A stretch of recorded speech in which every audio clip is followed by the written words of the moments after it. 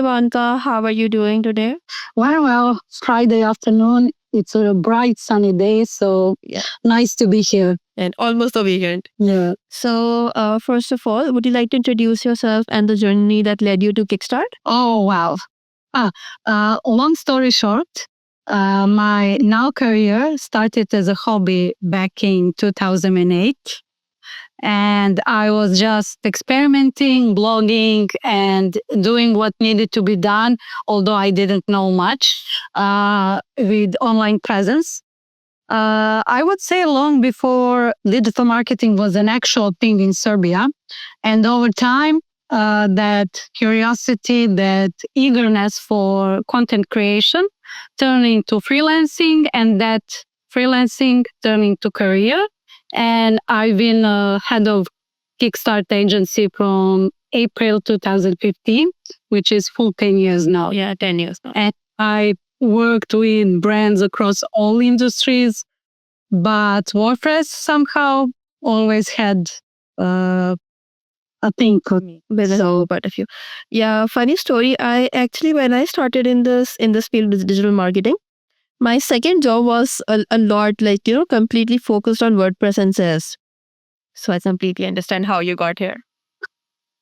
Nice. Yeah, but back then in 2008, WordPress wasn't a thing. Of a thing. It was very at that time. very made at the time. I started with Joomla. And it was like, whoa, yeah. And I was working with Joomla up until 2010-11. And since that, I transferred to WordPress, and it was my ride or die tool ever since. Yeah, and I think in the past 10, 15 years, WordPress has developed way too much. Like, it's not the same thing that started out, right? Yeah, definitely. Like, it grew exponentially in all the ways possible. And we can't even foresee what will happen next. But I'm here for the ride. I don't think anybody can say that something that started out as a blogging website would turn into this, yeah? Yeah, like so many big brands and companies and governments are using WordPress as their go-to tool. So, yeah. Okay. So, coming towards AI, the main topic for today. Since you have been in this field for, almost 2 decades now, how did AI has changed the perspective of working with WordPress and other websites? Well, it did. I can only talk from the content aspect and as an end user, because coding for me is a no-go for sure.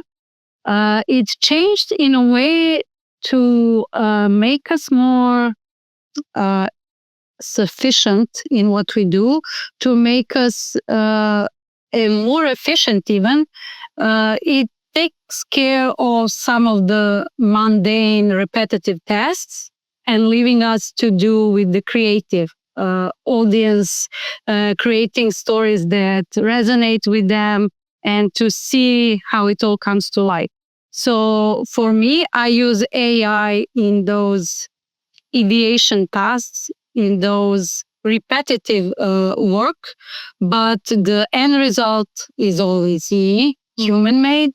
So it's a collaboration for sure. Okay, so basically you start out with AI and then you work your way through it yourself. Not necessarily. It depends on so many factors, of the scope of work, of what needs to be done, how it needs to be executed.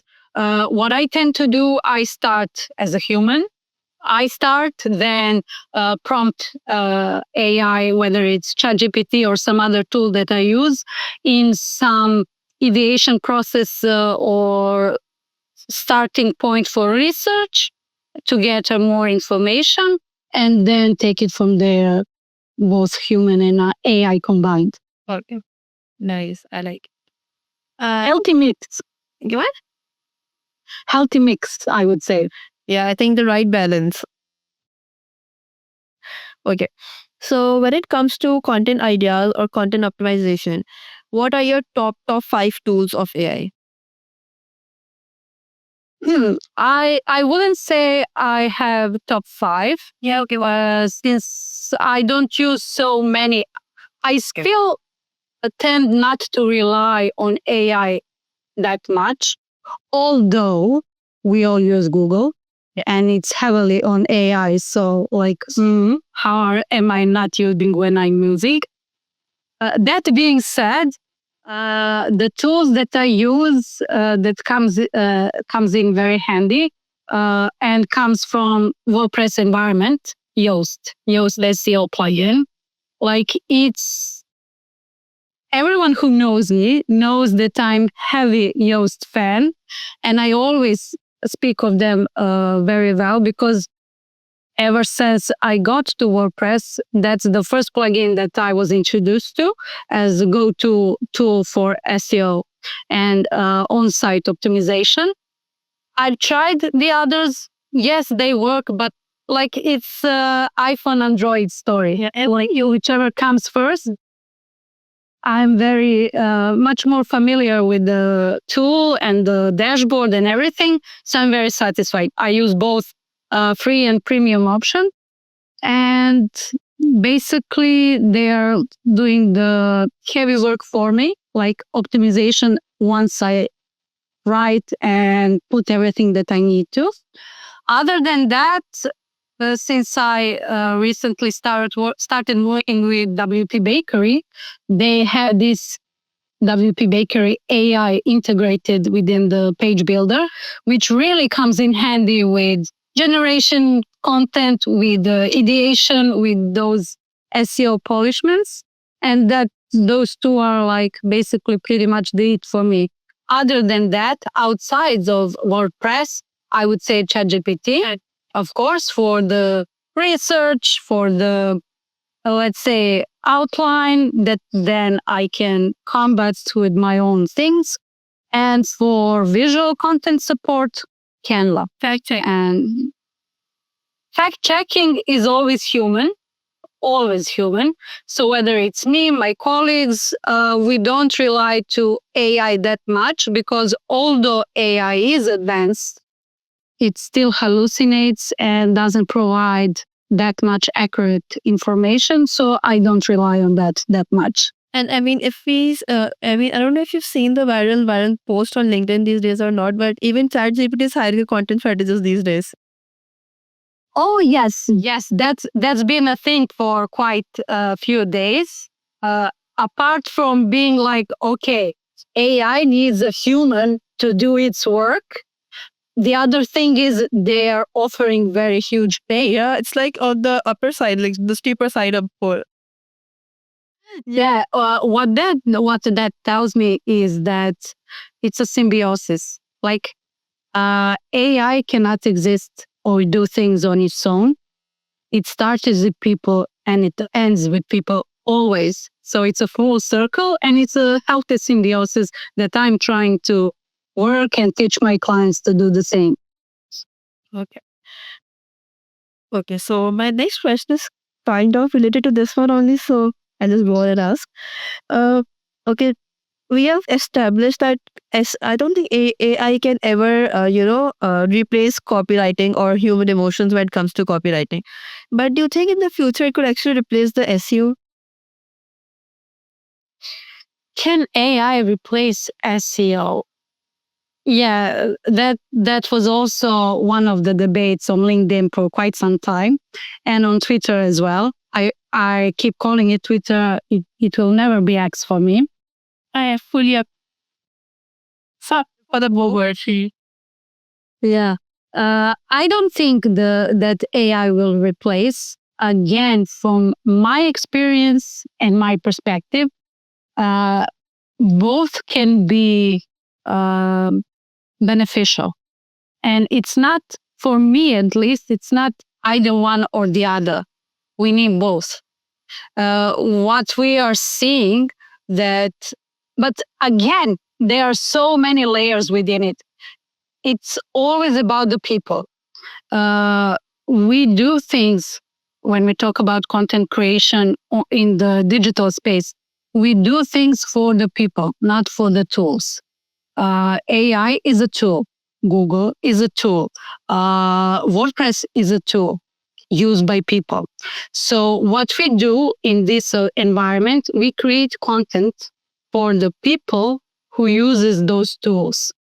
So we tweak a little bit some things to align with the tools that they are using, but ultimately there's a space for each and every tool that we should use if our audience, our prospects, our target market is using or existing in those tools.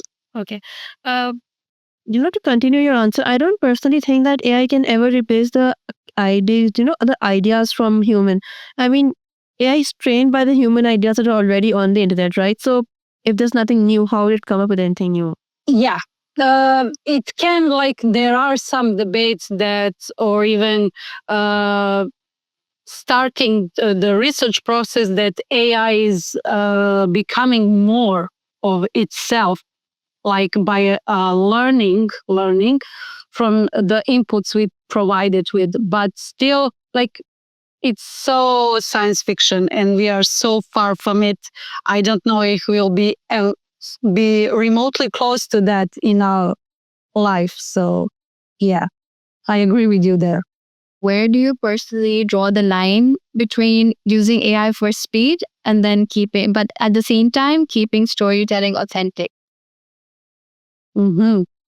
So basically, there's this talk that I held last year at WordCamp Netherlands that was somewhere around that question that you asked me. It's all about keeping the healthy balance. What I mean by that, so AI, in terms of how I use it, comes upon me doing the initial research and knowing what I want to do, then feed parts of information or data into AI to come out with either different perspective, framework ideation, or even an outline. Then I construct, because when we are talking about content, it's not just writing. There are so multiple layers to it. So we are constructing content to please our audience in a way that matters to them. So for me, still, and I've been using AI, specifically ChatGPT, from the moment it started, like a few years ago, and I was heavily on that train. I only use it in the beginning phase. Everything else is up on me and my colleagues. Sure, we might feed it with the final draft to see, like, is there some different perspective or to combat a different view. But overall, it's all on us.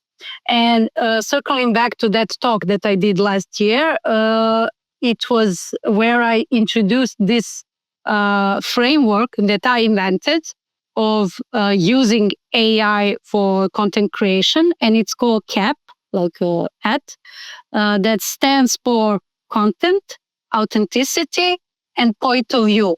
So those three things are what are heavily infused in everything that I do to ensure everything that I do and send out is authentic, is human storytelling, is human basically, and it connects with the right people. Do you see any ethical issues that marketers should keep in mind when everyone's relying heavily on AI? Ethical issues that they should keep in mind? Well, there are several strong points because AI, in terms of how we are using it for past couple of years, is still somewhere a gray area, and it's still not regulated, which is why if this is really a good question and we should talk about it more.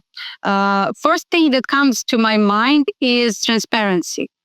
So more and more we are seeing that people pass up AI content or whatever that it is as human when it's not. And especially people from my line of work, your line of work, we already know to recognize what is AI and what's not. So it's not a good practice to not be transparent. People who know me know how much transparent I am. And I always say, I use ChatGPT on a daily basis. I use, not only that, I use AI on a daily basis. And I'm always open in terms of how I use it, for which purposes. So transparency is really a big thing that we need to talk about and to enforce even with some legislative. Another thing, there is also bias because AI reflects in training data, what we provide with it. So we always need to, as humans, fact check everything, not to rely on AI, which is aligned with one of my previous answers. And of course, yes, AI is better now, but it still hallucinates and tends to make mistakes. So we as humans always need to double check every output. And then the third thing, there are many more, but I will stick to those three, is data privacy. So that is something that we should all be aware of, and to have also some type of regulation, not to upload any sensitive information, whether it's something from our end or from our clients. So like OpenAI, ChatGPT is open source, open thing. So we still don't know, although they all say we are not using it for any other purposes. We can. So those three things are why we know the way. I don't think personally that it's possible for them to not use our data. I mean, yeah, nothing on the internet, nothing on the internet comes for free, right? So if they're giving us a platform for free, I mean, we are giving them data in exchange of it. Like, Keep it free, then we are the payment, right? being currency. Yeah. Yeah. I mean, recently, there was a trend when people were like cartoonifying their pictures, and so many artists came up that our artwork is being used. So, yeah, I think it's with AI, we're always treading on extremely thin ice and need to be extremely careful how we are using it, where we are using it. So, there are a lot of ethical issues. It's very misleading if we are not open, transparent, and careful of its use. Yeah. I mean, a few days ago, I came across a song. It's for some new song, and somebody put it on ChatGPT and then made it like an old song. That was like, okay, so it's like treading on very thin ice. Yeah. And what do you think we should be aware of, apart from all these things that we just talked about? Okay. Personally, for me, I am very careful of my digital footprint. Apart from my professional work, I try to keep my personal life away from social media as much as possible, and even the internet, because I feel, I mean, I'm a very, very small, I have a child who is very small, he's like 2 right now. And I've seen people post pictures of their kids with sensitive information, their school uniform, their school addresses, their classes. I mean, why would you do that? So, Yeah. That's a valid point. That's a very valid point, because when it comes to children, that should be heavily regulated. Coming as a parent myself of 3 kids, like they, up until they are old enough to understand, they shouldn't basically be anywhere. under the legal age is not of a consenting age, right? So you should be very careful. And with AI in the mix, people can do anything with the information, with the pictures, anything. Yeah. So I think that is where I draw the line. For professional reasons, okay, I would use AI, but for personal reasons, I would keep it as much away from me and my family as possible. Yeah, nice. Yeah, that's where I personally draw the line. Still excited about any AI WordPress innovations coming ahead? Basically, of course, yeah, because as I stated in the beginning, we can't even fathom what can happen now with the AI being so strong and forward. Again, integrated with WordPress. Like, we are already seeing so many things like with SEO plugins that have AI integration, with page builders such as WP Bakery that can pretty much, apart from content creation ideation, come up with the short codes and do like developer assistant things. So I'm very interested to find out what more can it be done. Also, there is this company Areeba.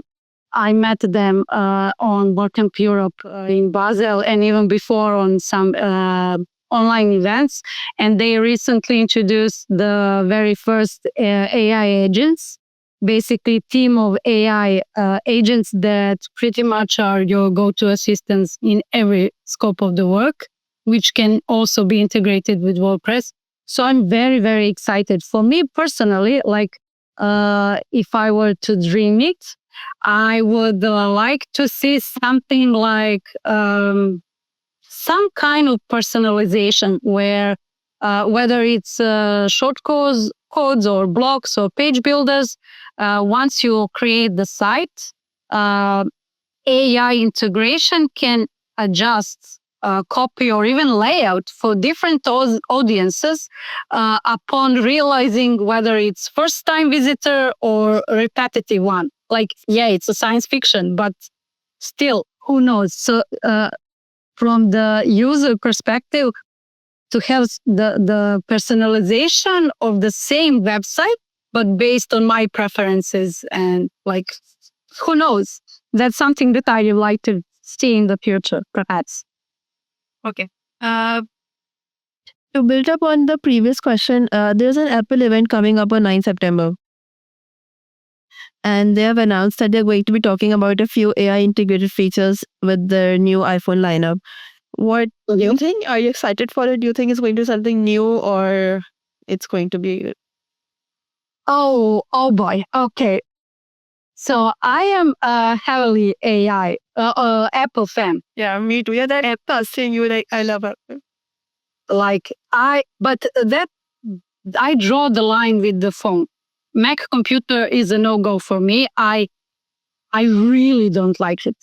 Hate is a strong word, but I really don't like Mac computers because I'm used to the old thing. That being said, Apple is not what it used to be when it comes to new releases. Innovations, yeah. And it's much more, in my opinion, hype than it's really something useful that will be of factual, accurate use of us. So for us, so no, I'm not even interested in the new models. I still use this is 13 Pro, which is by numerous credentialed people still the best model to date, and has 1 terabyte of space, so it's all filled.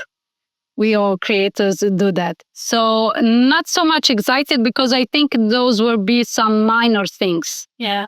Much more exciting things are happening here in the WordPress ecosystem than anywhere other, I would say. I agree. I don't think Apple is very innovative when it comes to AI. They do not like... When I'm working for my, profession, like when I'm working on marketing or WordPress, I find more things that are, that are more advanced than they would be on my phone or my MacBook. Yeah. Okay. Yes. Okay. So you have an agency and you tend to share a lot on social media, right? Especially on LinkedIn. Yes. So what is, is there some memorable behind the scene mishap or thing that you would like to share with us? Something that happened, you're multitasking and something went wrong, something went good, something went completely opposite to what you were expecting it to be like. Okay, good question. So there's been one, I will stick to one situation, not more. In this particular case, I was tracking an online event in real time and real time tweeting about it while making lunch at the same time. and I burned the pasta because I totally forgot. And the way I knew that I burned the pasta was the smell that came. Like, it was all good. It wasn't fire or anything like that, but still, like, oh, it was a multitasking fail. On the win side, I developed that I can simultaneously create content ideation via using voice chat and making pancakes at the same time. So it's a win-win situation in that manner. Like, so many things happen. Like we in creative field and in marketing are multitasking 24/7. That's for sure. So like now, at this very moment when I'm speaking with you, I have another phone behind the laptop that is filming B-roll scenes that I might use for social media. Who knows?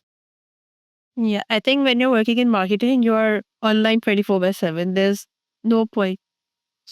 Yeah, like totally. And it's something that is deeply rooted. Like if you are in this particular field of content marketing in the digital space, if you are not online, you're missing out on new trends, new things happening. Like, yes, it's not always attainable to be like accurately 24/7, but you need to speed it up and to be aware of everything if you want to stay competitive in this day and age. Okay. So, last question. Yes. After almost 2 decades of work, what is the one career advice that you would give to someone starting out today? Okay. There's this catchphrase that I've been using for years now, and not just using, I live and work by. And it's done is better than perfect. Perfection is the killer of joy and getting things done. So no matter how scared or insufficient you might seem to yourself, just go, start doing things. Don't rely on things that you see others do, because 9 times out of 10, those are not true to the same point that you think in your head. And done always beats perfection. And it's something that will make you better in time. So for me, even though I am in this area of work for almost 2 decades, one thing that I was heavily against was video content. Getting myself in front of the screen, talking. Although I do lectures and I go and perform as keynote speaker from 2014, still filming myself was a heavily no. And the first time I started doing it was during COVID, so 2020, very late. And my first several, like not even several, 20, 30 videos were gross, was so unexperienced, so I didn't know where to look, but I kept doing it. In time, I was better. I knew my angles. I knew how to speak in front of the camera. So done is better than perfect every time. And that's not something that AI can teach you.